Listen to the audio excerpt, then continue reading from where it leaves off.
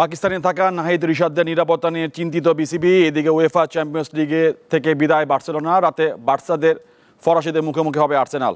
এসবের পাশাপাশি দেশ বিদেশের খেলাধুলার আরও খবর নিয়ে সাজানো হয়েছে আজকের ইসলামী ব্যাংক দীপ্ত স্পোর্টস। আপনাদের সাথে আছি আমি মোহাম্মদ হাসিব।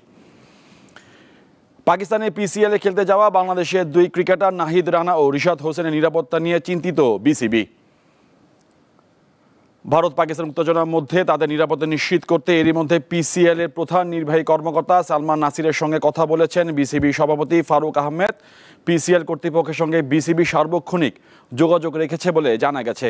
গত 27 এপ্রিল পেসার নাহিদ রানা পেশোয়ার জালমির হয়ে খেলতে পাকিস্তানে যান। এর আগে 7 এপ্রিল লাহোর কালান্দার্সের হয়ে খেলতে ঢাকা ছাড়েন লেগ স্পিনার রিশাদ হোসেন। দুজনেরই কয়েকটি ম্যাচ বাকি আছে, তাই বাংলাদেশের এই দুই ক্রিকেটারের নিরাপত্তা নিয়ে শঙ্কা জেগেছে। এবার ফুটবল প্রসঙ্গ। বাংলাদেশের জার্সিতে খেলার অনুমতি পেয়েছেন কানাডা প্রবাসী ফুটবলার সমিত সোম। মঙ্গলবার ফিফার ডিসিপ্লিনারি কমিটি এই অনুমতি প্রদান করে।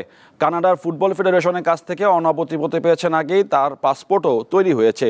প্রয়োজনীয় কাগজপত্র প্রস্তুত করে ফিফার প্লেয়ার্স স্ট্যাটাস কমিটিতে আবেদন করা হয়। সেই আবেদন বিবেচনা নিয়েই ফিফা তাকে বাংলাদেশের হয়ে খেলার ছাড়পত্র দেয়। আগামী জুনে সিঙ্গাপুরের বিপক্ষে বাংলাদেশের এশিয়ান কাপ বাছাইয়ের আগেই সমিতকে দলে পাওয়ার ব্যাপারে আশাবাদী বাংলাদেশ ফুটবল ফেডারেশন। ইউরোপিয়ান শ্রেষ্ঠত্বের আসরে ইন্টার মিলানের প্রতিপক্ষ কে হচ্ছে এবার তারই অপেক্ষা। ফ্রান্সের পার্ক দ্য প্রিন্সেসে সেমিফাইনালের দ্বিতীয় লেগে রাত 1টায় পিএসজির মুখোমুখি হবে আর্সেনাল। প্রথম লেগে 1-0 গোলে জয়ের সুবাদে এগিয়ে আছে ফরাসি জায়ান্টরা। প্যারিসের মাটিতে যখন ইতিহাস গড়ার স্বপ্নে বিভোর আর্সেনাল, তখন দলের একাধিক মূল খেলোয়াড় চোটে ছিটকে গেছে। টোমিয়াসু নেই, ক্যালাফিওরিও নেই, গ্যাব্রিয়েল, হাভার্টস, জেসুস, জর্জিনহো সবাই বাইরে।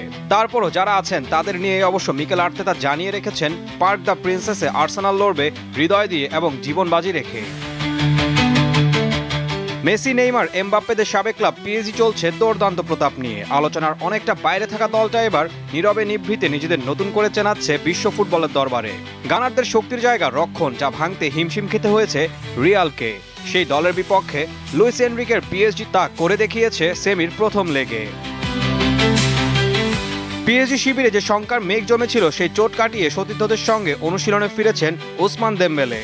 সব প্রতিযোগিতা মিলিয়ে চলতি মৌসুমে 45 ম্যাচে 33 গোল ও 12 অ্যাসিস্ট করেছেন 27 বছর বয়সী এই তারকা। যদিও এবারের আসরে ঘরের মাঠে লিভারপুল আর অ্যাটলেটিকো মাদ্রিদের কাছে হেরেছে প্যারিসিয়ানরা।